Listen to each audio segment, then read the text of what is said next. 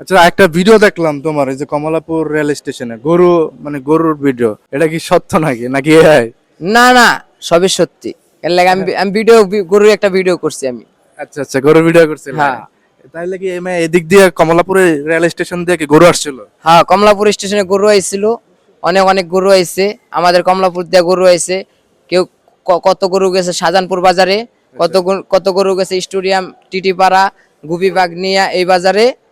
হ্যাঁ, এই দুই বাজারে অনেক গরু হয়েছে এখন আলহামদুলিল্লাহ। ইনশাল্লাহ আল্লাহর বান্দারা কিনবে, আল্লাহর রাস্তায় কুরবানি দিবে, আল্লাহর নামে জবাই দিবে ইনশাল্লাহ। আল্লাহর বান্দাদের কুরবানি আল্লাহ তাআলা কবুল করুক আমাদের দোয়া। আচ্ছা, কুরবানি তো কবুল হয়, আল্লাহ আগে মানুষের নিজের পশুতত্ত্ব বিলীন করতে হবে। হ্যাঁ, এই তো আবার আরেকটা কথা আছে, খালি কুরবানি করলে হবে না। আপনার যদি কারো কাছে দেনা, ঋণ, সুদ এগুলা থাকে, তাহলে এগুলা পরিশোধ করে আপনি কুরবানি করতে হবে।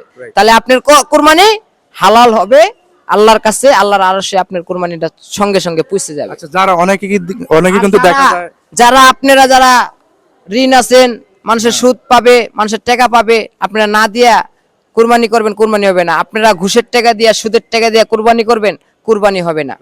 তাহলে আমরা যদি আল্লাহর হালাল পথে, আল্লাহর দ্বীনের পথে, আল্লাহর ইসলামের পথে যদি আমরা কিছু কুরবানি করি, তাহলে আমরা হালাল পথে রুজি করে কুরবানি করি, তাহলে আল্লাহ তাআলা আমাদের কুরবানি কবুল করবে।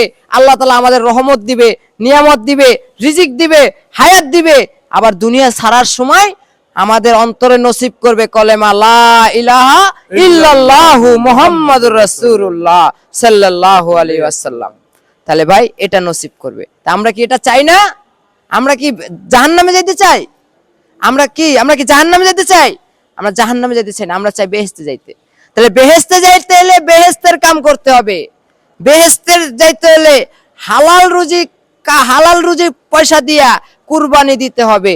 বেহেশতে যাইতে হলে হালাল হালাল পথে কামায়া আল্লাহর পথে দিতে হবে, তাহলে আপনি বেহেশতে যেতে পারবেন। আর আপনি যদি বেহালাল পথে কামায়া আপনি হালাল কাজ করেন, তাহলে তো ওটা আপনার কবুল হবে না ভালোভাবে। তে ভাই, সবকিছু বুঝের মালিক আপনারা, জ্ঞানের মালিককে আল্লাহ। বুঝতে হবে কাদেরকে? আমাদেরকে।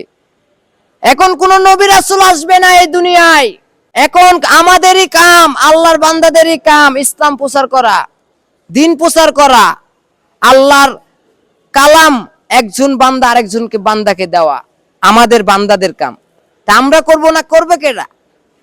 তে ভাই, সবসময় যদি আল্লাহকে আমরা বিশ্বাস করি, আল্লাহ আমাদের রব, আল্লাহ আমাদের সব, আল্লাহকে আমরা না দেখতে মানি, আল্লাহকে না দেখতে মানি। বিশ্বাস হলো বড় জিনিস।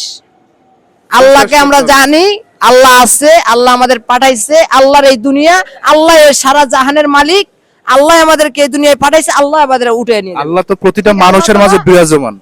জি, এটা আছে। আল্লাহ তাআলা আমাদের সবার মাঝে বিরাজ করে, সবাইকে দেখে একদম ক্লিয়ার ভাবে, যেমন আমরা মোবাইলে দেখি না স্পষ্ট, এমন ভাবে আল্লাহ তাআলা দেখতেছে। ঠিক আছে, আমরা যদি চার দেওয়ালের মাঝখানেও পাপ করি, ওটাও আল্লাহ দেখে। তে আল্লাহ সবার সবকিছুই দেখতেছে। ঠিক আল্লাহ ধরে ধীরে ধীরে, আল্লাহ একবারে মারে না। ঠিক আছে, আর যেটা আল্লাহর কাছে ধরা আছে ওটা তো আল্লাহ ধরবে। আর যেটা দেশের কাছে, দেশের জনগণের কাছে, দেশের সরকারের কাছে ধরা খেয়ে যাবে, এটা দেশের ভিত্তিতেই মায়ের খাবে, করা মায়ের। এখন ওই যত বড়ই মাতাওয়ালা হোক আর যত বড়ই মন্ত্রী মিনিস্টার হোক, সেটা দেখা যাবে না।